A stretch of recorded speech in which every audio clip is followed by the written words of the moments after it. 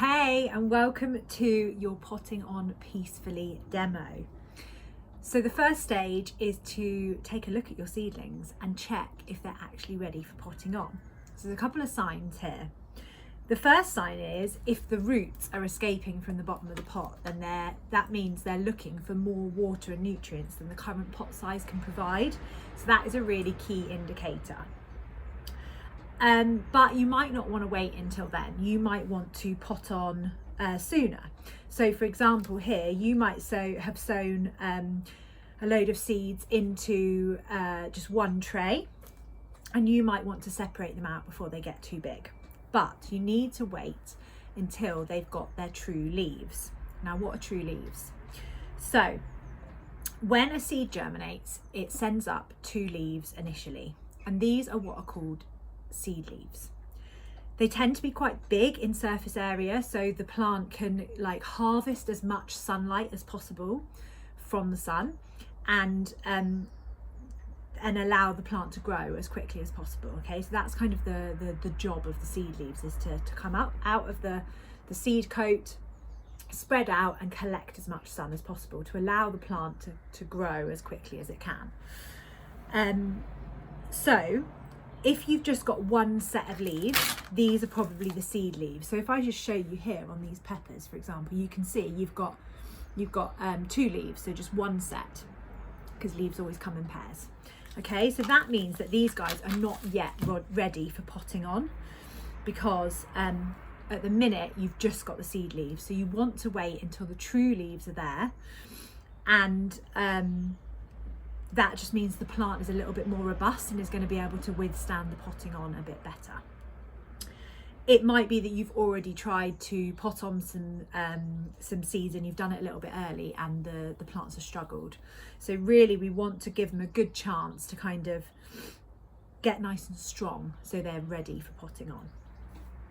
So how do you know when the true leaves are there? So you would think, right, that you think, okay, well, one set is the seed leaves, so therefore the second set must be the true leaves. And in the vast majority of cases, yes, that is the case. But there are some types of plants that are what are called dicotyledon, which basically means they have 2 sets of seed leaves. Okay, so the rule that I always go by is that I always wait until there's 3 sets of leaves on the plant, and then I know that the seed leaves are definitely there. Or it might be that you're growing something like these wild carrot here, where the seed leaves are distinctively different to the true leaves. So if you can see the seed leaves here, they're these long kind of skinny ones that come up first, and then you can see that the true leaves are actually very different in the way that they look from the seed leaves. So that is a really useful thing to look at as well. So yeah, so it really depends. Either the 2 sets of leaves should be very different, in which case you've got your true leaves, you can pot on, great.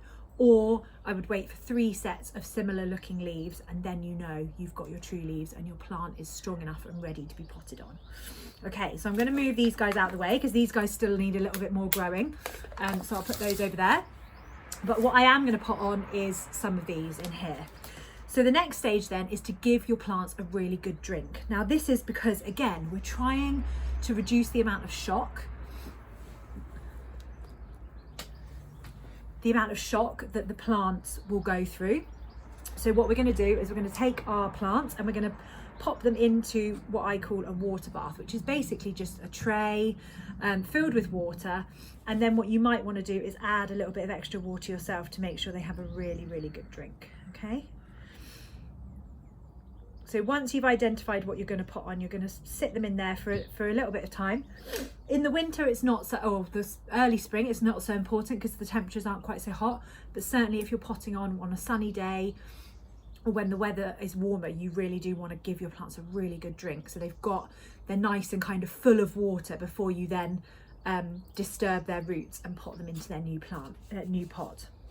So the next one then is to fill your pot with compost. So just take, I'm just using these 9cm pots. It depends what you've got on offer. You might have another tray with slightly bigger holes in that you can use, but I'm gonna pop these on into this pot. Now, I haven't filled it quite to the top because obviously we always want to leave a little gap, but also we're mindful that these seedlings are probably going to have quite long roots as well. So we're going to want to make like almost a little hole in the middle so we can tuck the roots in, okay? The next thing then is to lift your seedlings out. Now, something like this is a really, really handy tool. This is a specific gardening one, but let's face it, a teaspoon would do, right? Someone got me these as a gift, so I always use them. But if you've just got an old teaspoon, that it works just as well, and it will fit down inside those cell trays. So all I'm going to do is I'm going to use this. I'm going to make sure that I'm holding on to the true leaves when I lift the plant up, and I'm just going to dig down. Hopefully you can see that. Move this over a little bit. I'm just going to dig down and I'm going to tease the roots up gently. So you can see there, you can see I've got the root ball. See how long those roots are? They're pretty long. So we want to make sure we've got lots of space for them to sort of snuggle into.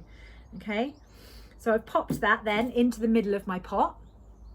And now what I've got is I've got quite a lot of space around the plant, but that's good because I want to put more compost in and I want to kind of snuggle the plant into it. But what I want to make sure of is that the bottom of the compost does not touch against any of the leaves, because that can accelerate rotting, especially while the temperatures are still cool. So I'm going to put my compost in, make a nice mess, tuck them in,